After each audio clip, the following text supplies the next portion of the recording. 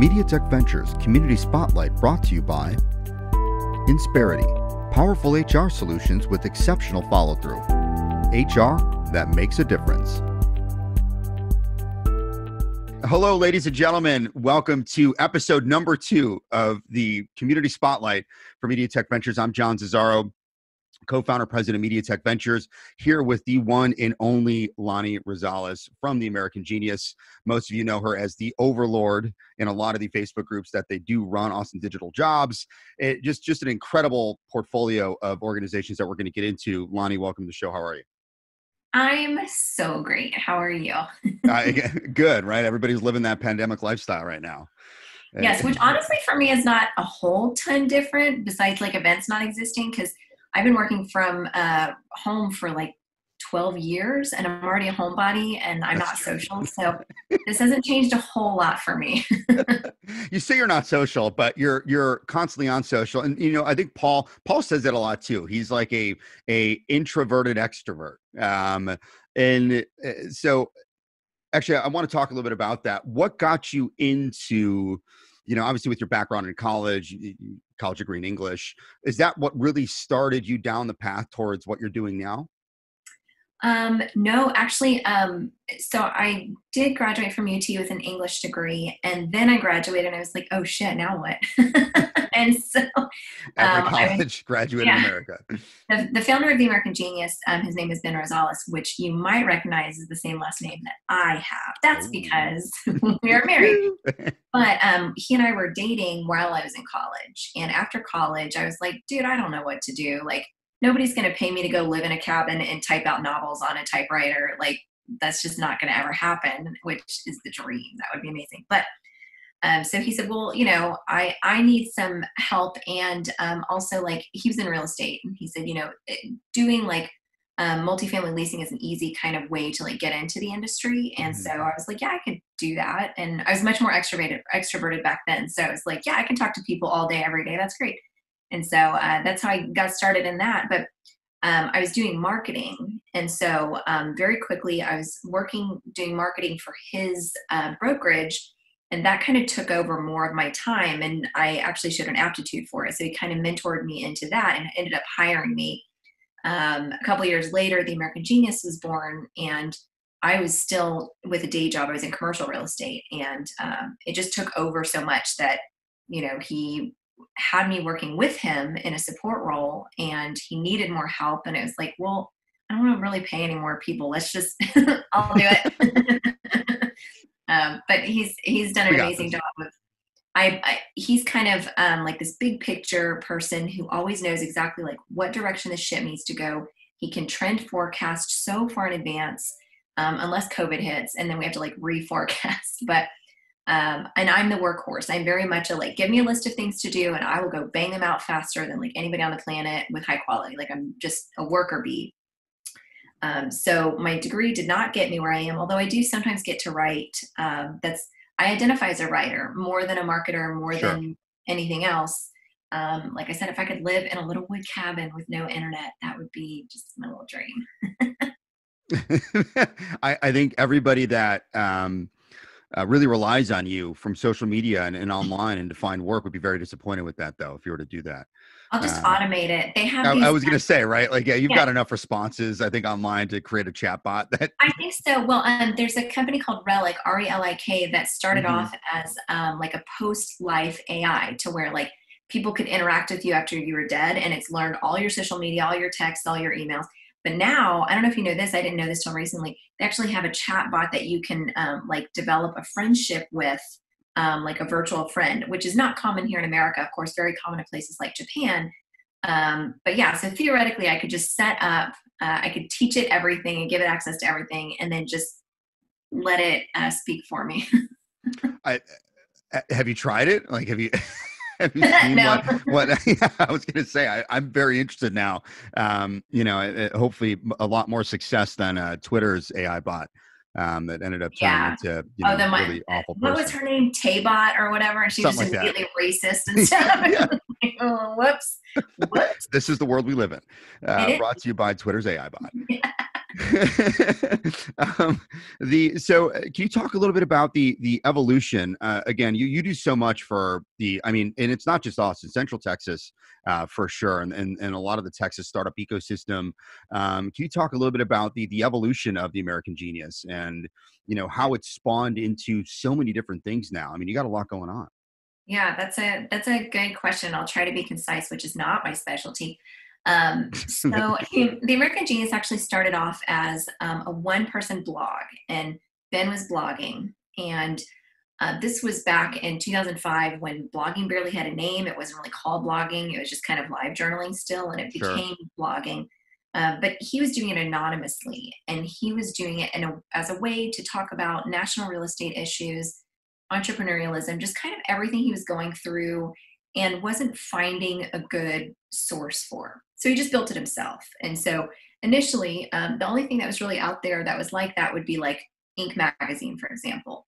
But at the time, the content that was being produced digitally was so low level, it was offensive. It was like, how to set up an LLC? Like, are you fucking kidding? Like, we're so far past that. Like, that's like, okay, thanks, really helpful.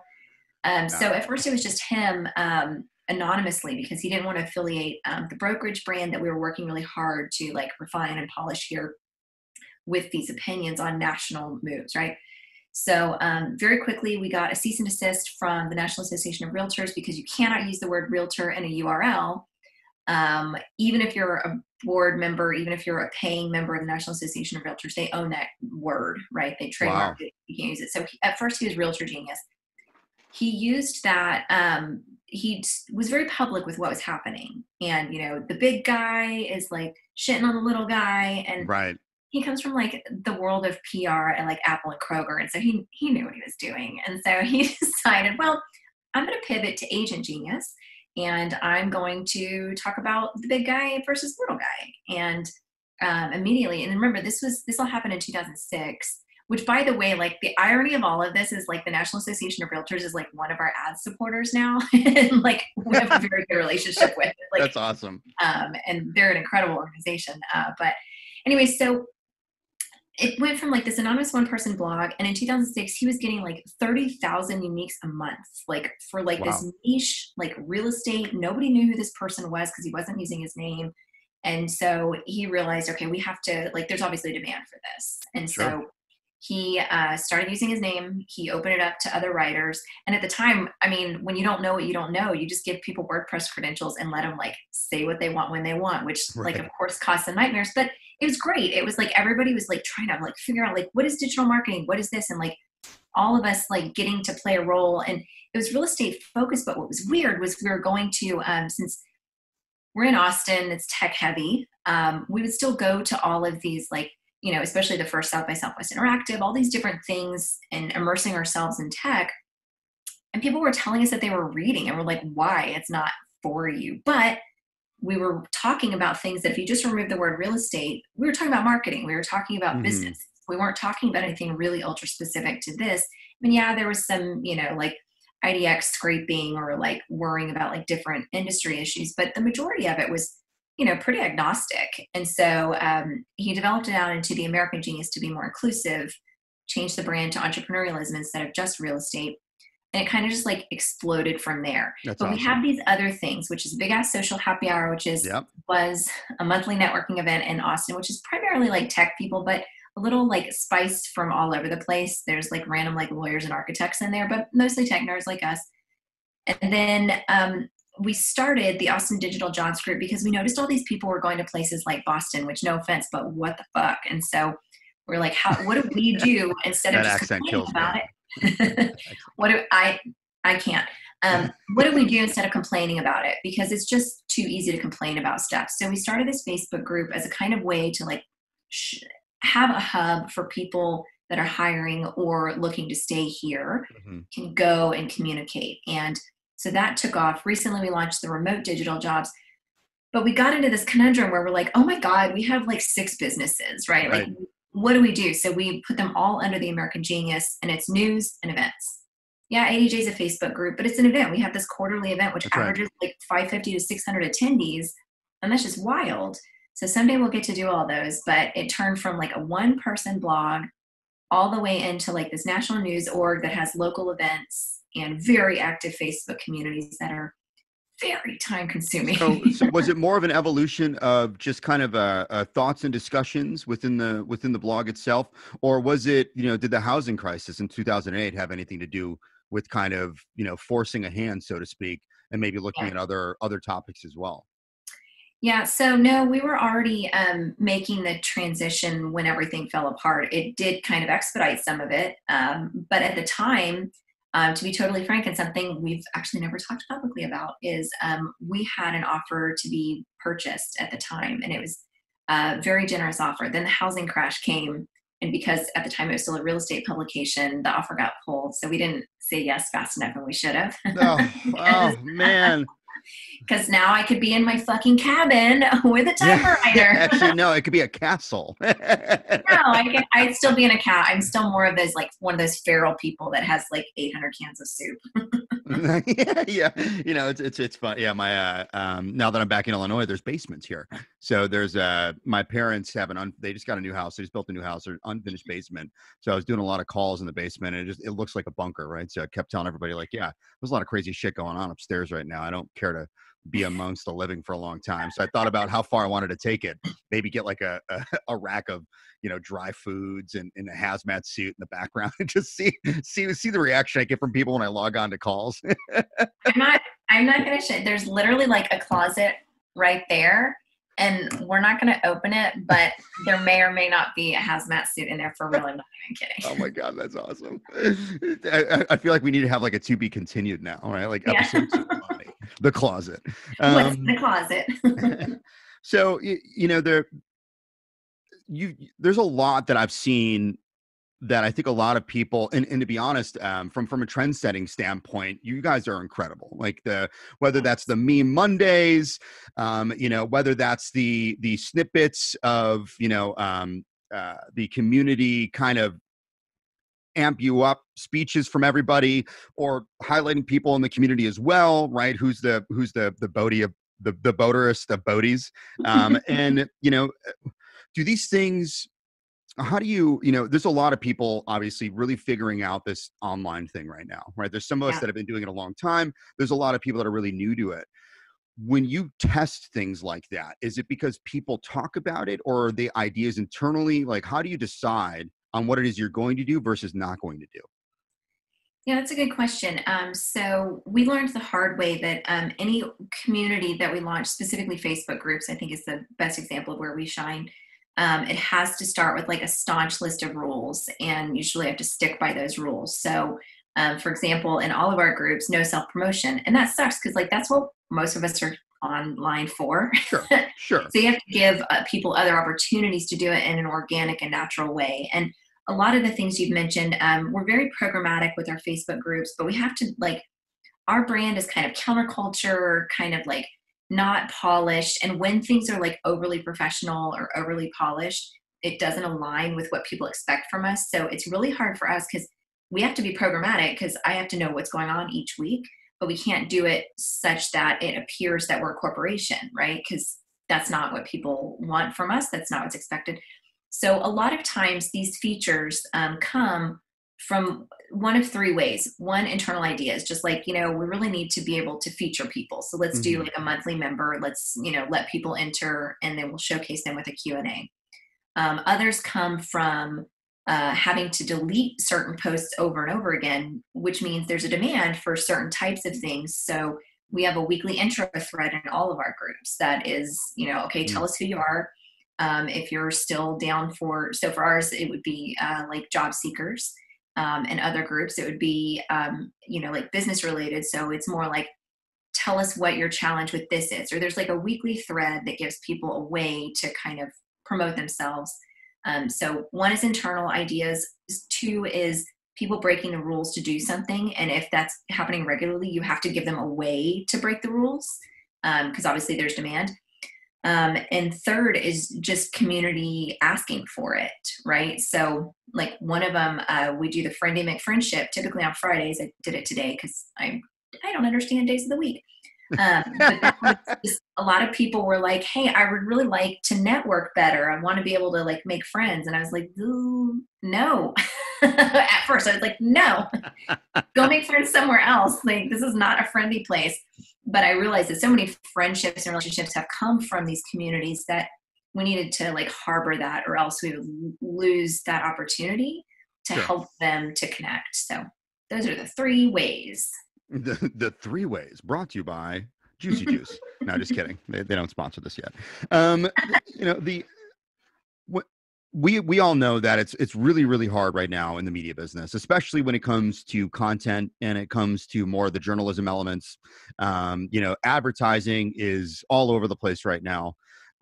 For people that are aspiring to either develop blogs, create blogs, get their voice out there, try to monetize this very involved lifestyle, what are some things that you would tell somebody that said, Lani, I'm thinking about starting a blog and really pursuing it aggressively? What are some things you would say to that person?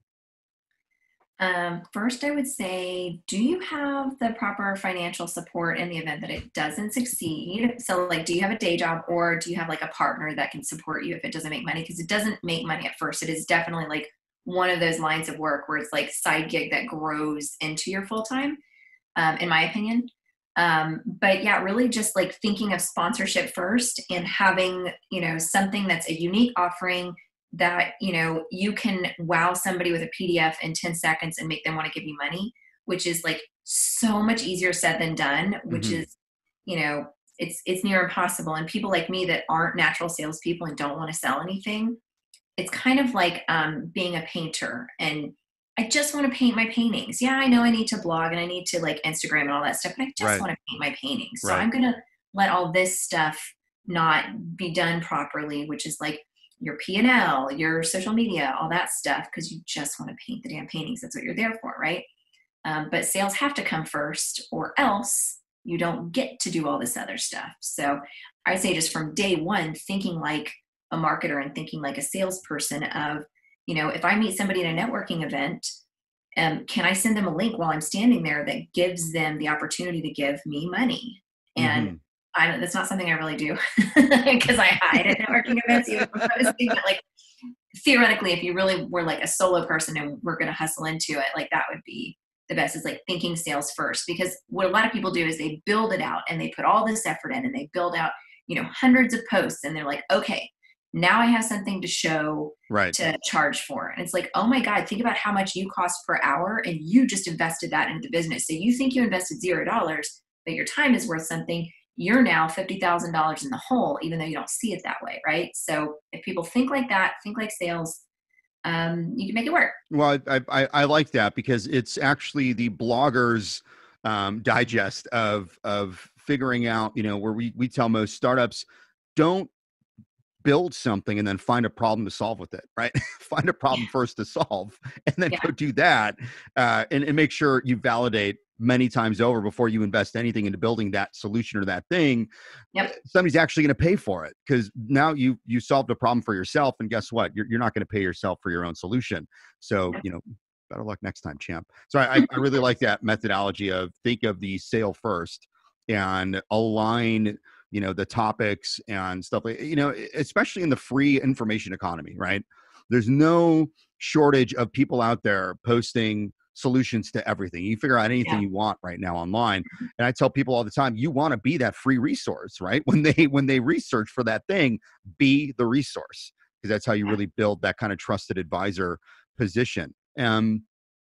When people think about the American genius in Lani Rosales, what is it that you hope, you know, kind of comes to mind for them? Um, Ooh, that's a good one. I think I watched Moby's episode #1, and my answer should be something really cool about money, but this is why That I was, don't. I really want to give that guy my money. I I love want to it. give him my money because he told me I want to give him my money, but that's why I'm not a millionaire, is because we'll always do the right thing first. We'll always do what helps our community first. That doesn't pay the bills as well as some of the other ways we could focus. But we've had health scares in this house such that I've been in the ICU with my husband and seen him in a capacity where I didn't know if he was waking up again. And so because we've had those experiences and we've had so many losses in our life in the past couple of years, we just think through things of, is this going to matter in 10 years? Right. Is this money grab going to matter in 20 years? Is this going to be on my headstone? And so for that reason, we always try to do the right thing first and make sure that people are benefited and that we're empathetic and that we're always doing things to build people up around us. So I would like for that, if I had a headstone today, I think something way more concise than that, but I would like for that to be what we're remembered for. That's awesome. And I think it really resonates too. Empathy but not like it's like a thorny rose empathy, right? Like you can still get pricked every once in a while. I think it's what I love about it is just the tone, and also balancing, right? I that's a really weird space to be in where you can't be too corporate, but you can't be too non-corporate. It needs to be kind of this hybrid in between, because that's what you're right. That's what people do expect from you. And it is a little bit of a, I love you, but kind of fuck you mentality every once in a while. And I think it's important, right? I think that's what people really need, right? In the entrepreneurship community, because they don't hear that kind of tough love stuff enough. Well, people just ultimately, we're all humans. We want to be heard and we want to be acknowledged. And if we can provide ways that we're, listening, and we provide other ways for people to listen to each other, and ultimately like our core human needs are being met. Yeah. If money comes along with that, awesome. Like I really enjoy food. It's my favorite, but if it doesn't, we'll still do everything that we're doing because it's the right thing to do. And what are some really good resources for individuals that are thinking about either building a community online or blogging that really helped open up your eyes, maybe either whether that's podcasts or books or resources that come to mind for you? So I really like to, I think it's really easy to fall into an echo chamber. And so I really like to look outside of the marketing industry and outside of my space, see what people are doing and kind of tap those brains. I'm not shy when it comes to just, finding people, if I like what somebody's doing. So for example, there's a mommy blog that I really love. I just think their marketing is spot on. And I don't like, our youngest is in college, so I obviously don't need a mommy blog at this point, but it's just everything she talks about, like natural parenting, like take your kids out in the woods kind of shit. Right. I'm like, yeah, that sounds good. But I connected with her kind of asking her, like, what's your thought behind, like, she started creating ebooks. And like, what are your thoughts behind that? And I'm sorry for the noise. It is very loud here. Okay. But just doing that and like reading books outside. A podcast that I really love that gets like my creative juices flowing is Stuff You Should Know. It's just about like the most random stuff. And every time I'm like, you know what, that has nothing to do with my business, but I bet I can incorporate like that line of thinking into what I'm doing. So I recommend people actually having like a really healthy balance of like internal stuff, like marketing, blogs, things like that. There's so many, The American Genius, things like that. But also looking outside, still reading books, which is really hard. There's one that I read. Hold on, I'll show you. This is a copy that my great-grandmother gave to my great-grandfather. And here's her note to him. It's handwritten there. But it's a book called The Prophet by Khalil Gibran. And he is, it's just an amazing, like 12 life lessons. It's just about this prophet, which is not religious at all. I mean, I guess you could like read religion into it, but it's like incorporates a little bit of every religion, but just kind of like the universal life things. And it's like so easy to read. It's so fast. Look how big the font is. You can read this in like an hour. Oh my God. Yeah. And then I feel accomplished because I read a book in an hour. And I'm like, I'm like so smart. I read a whole book like in an hour. Yeah. I'm a big So if you ever need to make yourself feel smart and have some life lessons, just pick up The Prophet and you'll be like, I'm basically a prophet now. I'm gonna go pick that up today. What's one thing that you would share with people? What's a quote that really stood out for you that you think about often? I struggle with introversion and a lot of social anxiety and anxiety in general, and just like a whole lot of panic. Like I'm like a pinata filled with panic. I'm like a pinata filled with bees. So my husband once told me a long time ago that today's done. You never have to do today again. And so sometimes that like keeps me trucking through like a really difficult day or like a really busy day or a hectic day. Like, okay, I can get through this and then I will never have to do today again. And that's so important, especially for entrepreneurs, because there's a lot of tough days. There are a lot of days that like a sale didn't go through, or like somebody left the company that you weren't expecting and you rely on them, or just like whatever. And you just remember, I got through today. I don't have to do today ever again. I'm okay. Wow, that's a good one, especially given the current climate and circumstances Yeah. for a lot of people, right? I mean, not just entrepreneurs at this point. Awesome. Well, I know you have a hard cut 11 o'clock lunch, so I'm gonna stick to it. Thank you so much for being on the community spotlight, Lani Rosales. Thanks to Insperity and some of our partners for making this work. We look forward to continuing to do this. Keep your eye out for the next one, and let us know if there's anybody else in the community that you think should be highlighted. We're taking requests, if you will. So yeah, we'll come back next week with the next one. Thanks, Lani. Really appreciate the time. Thanks for having me.